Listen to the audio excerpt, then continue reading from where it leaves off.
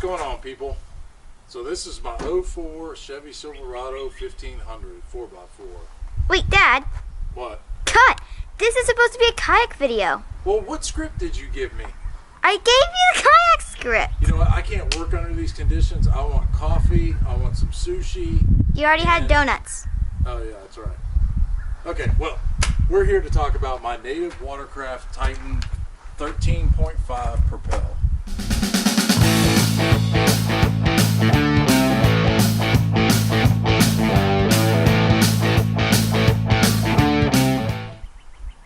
So what we have is my Titan, but we also have all the gear that goes into the Titan for a fishing trip. And first and foremost, something I always take is my PFD. It's an NRS Chinook. It's fully loaded. There's tons of stuff in it. We'll do a close-up later. But this is what I use, and I've actually had to use it twice. So it does work, even on a big guy like me. It is comfortable. It's not too hot in the summertime, but this is the first thing I always pack. So something I've added to this year is a carry handle so that I can grip it easily and pick it up. And it's made a world of difference because this handle's not very good. I really like it. Thanks, Greg. I stole it from your idea, but it makes a world of difference. Alright, so another thing I always take with me is a good net. This is a little cheapy. It was longer. I just cut it off with a hacksaw and put the end cap on, put a little floater on it. And it works. It's great. And I just throw it up there and leave it up there for the day. Alright, so the front hatch. Usually I keep my transducer in here. I got my fish finder cover. Got some extra rod holders in case I go catfishing. I got some extra rope if I need it. I got a rain jacket. I got a GoPro floaty. I got some extra 1-inch camera mount. I got some bobbers, some sunglass retainers, a beaner. Basically, I just throw anything in here. I got eyeglass cover. This is a microfiber travel towel in case I get drenched. I got a little hand towel in case I'm catfishing, keep my hands clean. I got some wipes in case I need to take a poop. Ew. But that's normally what I just leave in here is just extra stuff. Alright, let's move on back a little bit further, and I'm going to talk about this, I think it's a 1.5 or 2-inch, but this is usually how I have my GoPro set up in the front off to my right hand side, because I'm usually throwing to the left, and I really like it. It holds it really good. It's really stable, and it's pretty quiet. Alright guys, so moving back, the next thing is the Propel system. So what we have here is we have the new propeller that is shorter with a greater angle, and with it just cruising steady I can do about 2.5 miles an hour. If I hit it real hard I can do about 3.5 to almost 4. I need to get in better shape so I can increase that. I also had to file the ends because for some reason this year the bar was too long, so I just had to take a file to each side and knock off probably about 1/8 of an inch on each side. So if you do get one of these, make sure you check that before you go out on the water, or else you won't be able to clip in one side. Alright, so let's talk about my depth finder. So electronics have played an important part of my fishing because a lot of the lakes I'm fishing I've never really fished before. So this year I picked up a Humminbird Helix 7 with side imaging. This thing has been awesome. I can't say enough good things about it. I did have to upgrade the battery to run it for a full day of fishing, and now I can run it for about 2 days of full fishing. But this has been really great, especially the side imaging. I'm able to see a lot of cover and just cruise through and map out a small lake really easily throughout the day and kind of understand where everything is. Alright, so first thing we have is our fish scale and or our hog trough, or whatever you want to call it. Alright, so something else I'm keeping up underneath the seat is a multi-tool. I won this from the Dinsmore Outdoors raffle. Thank you. Used this on the last trip to remove a hook out of a catfish. Did great. Been using it to cut lines. It's always good to have more multi-tools. I got one in my hunting bag, so now I got one for fishing. So I appreciate that. Thank you. Something else I keep is a fish scale, and like you saw in the last video, I was not able to get a weight on the fish I caught because the batteries were dead. So we're going to change out the batteries. I did get another one from Dinsmore Outdoors, but it's still in the box. So I'll be changing the batteries in this today. Alright, another thing, usually I throw any plastics that I use throughout the day that I change out. I'll throw those underneath just to keep them out of my way. Oh, the big thing that I have underneath is my battery.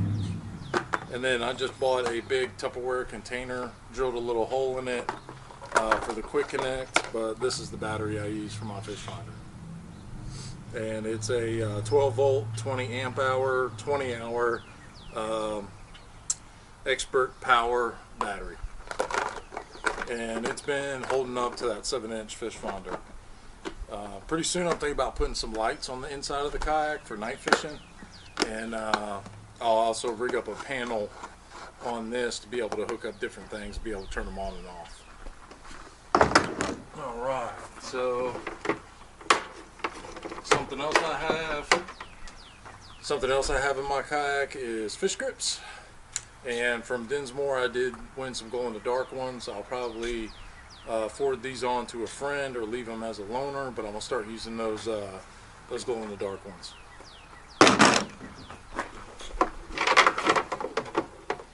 Alright.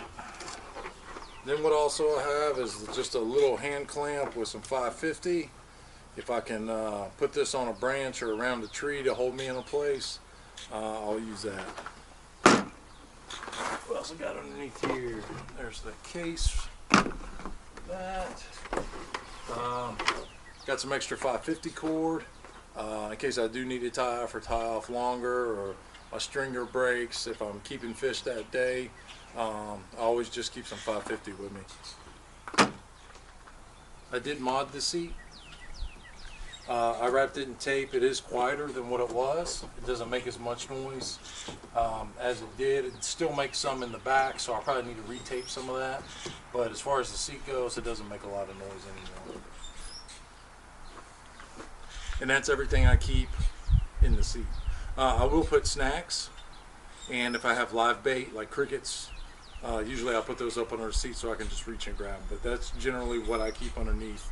Alright, great. So another thing that I keep is I got 3 or 4 of them are the Scotty rod holders. Especially it depends on what kind of fishing I'm doing, but like I said, I have several, and this is actually the same rod holder attachment that I use for my depth finder. Alright, so we have our transducer. I can't use the underneath mount due to the side imaging, so I had to mount it to the side. Like I mentioned earlier in my gearing up video, I ordered the one that actually comes over the top and comes down. Unfortunately, they sent me the wrong one, and they made $7 off me, but that's all good. So what I did is I got a 1-inch ball mounted to the side, probably right at the water line, and it's pretty cool.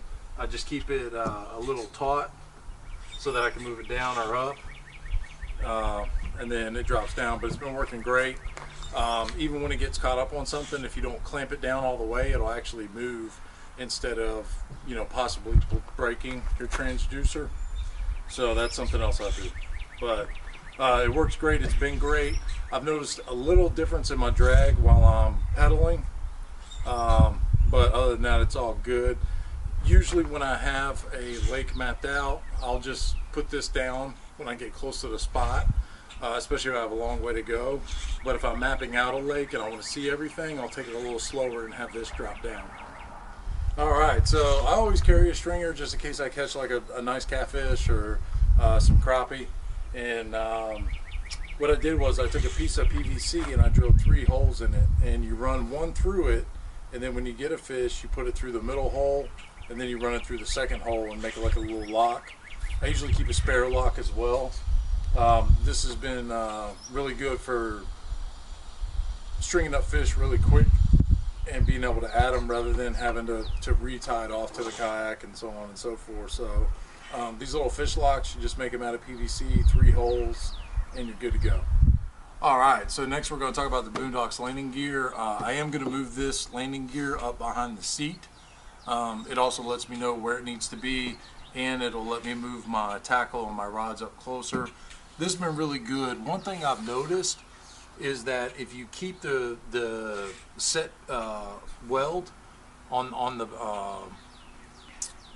bar, if you keep it flush with the outside, then you won't have a problem with clearance. But if you push it all the way in tight, then the tire will hit the kayak for this particular kayak. So that's something I figured out the last couple trips, and it's worked out pretty well. But it does give me about a 2-inch clearance, or I'd say about 1.5 inches clearance of the kayak to where it'll roll smooth. Unfortunately, I was just pushing it all the way in and then locking it down, so don't do that. Of course, on the Titan, we have the paddle retaining on the side for your paddle. It doesn't paddle super great, but if anything happens with your propel, or on my last fishing trip, there was a guy where he had a propel system from a different brand, and I guess when he bought it, the Allen screws to hold the pedals in was loose and they kept falling off, so I actually let him use my paddle for the day so that he could fish. Alright, so another thing I always bring with me is my anchor. I do like this anchor. I've heard good and bad reviews about it. It does work. It does hold me in place. I haven't been in super high currents yet or anything, but I have been out on extremely windy days, and it's done its job, and it's been great. Here's my soft plastic bags. This has all my bullet weights, hooks for soft plastics, my soft plastics, my spike it. I do want to try out JJ's Juice, but I did order a spike it. It has my finesse jigs in it, and yeah, so I always take this with me. Then I built this crate, and this is just a cheap Walmart crate. There's 2 of them, and I cut the top one off to make me a little shelf. I got 3 rod holders on the side, and then I put a bungee system in the front so I could lock it down whenever I'm not using it. So that's pretty neat. And then it's helped to, I made a latch with zip ties. This has got an extra bag with some line and stuff in it. I got some rod floaties if I want to put those on, or if I'm taking somebody who's new to fishing out. I don't want to lose one of my rods or my reels if they're using my stuff, so I'll stick this on for them. Here's my bluegill setup. I always take this with me because you never know. I mean, if nothing else is biting, you can always, catch a couple of bluegills or red ear. So yeah, here are my frogs. Right now I got 4 Plano boxes for my bass gear. So that's got my frogs. This has got like my spinner bait, some Carolina rigs, some rooster tails, and some blade bait. This has got some swim baits and some top water. It's got my whopper ploppers, my pop bars, and then some hard swim baits and some torpedoes.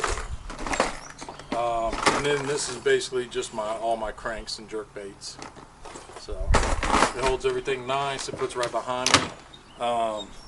They're real easy to get out. I can just reach behind and get it. But that is my kayak. I do have a flag I take if I'm going on a lake with power boats, and I'll put a flag up just to make sure that they can see me and that we can all be safe and have a good time fishing. So this is my kayak. I hope y'all really enjoyed it. I would totally buy this kayak again if I had to do it all over again. I would totally get it. I like the stability of it, especially for my size, and I don't have the greatest balance, and I would totally do it all over again. I don't like the internal rod holders. They are noisy. I like how having them behind me is quieter, and it's also easier. I can quickly see which one I want to get, and it's not in the way of everything else. There's been several times I've almost hooked myself with some of my jerk or crankbaits by putting them in and ripping them out because my leg's right there by the internal rod holders. So I don't like them for treble hooks at all. Single hooks, they're all right, but I did break some eyelets last year by pushing them into those rod holders. So I'm not 100% a fan of those, and I'll be continuing to use this setup back here. I do have a retaining strap for the crate, and then I have a clip on the side. So it just clips into that. I latch it down. That way, if anything does happen, I can still use this paddle leash to get my stuff back. So there we go. That's the kayak. That's what I take with it, except for the rods. I'm going to do a separate video for that, like I said, but I'm going to give it a few months of solid fishing to give you my honest review of not only what I have, but how much I like it and would I buy it again. So subscribe, like, comment, and y'all take it easy, and I'll be posting another video in about a week.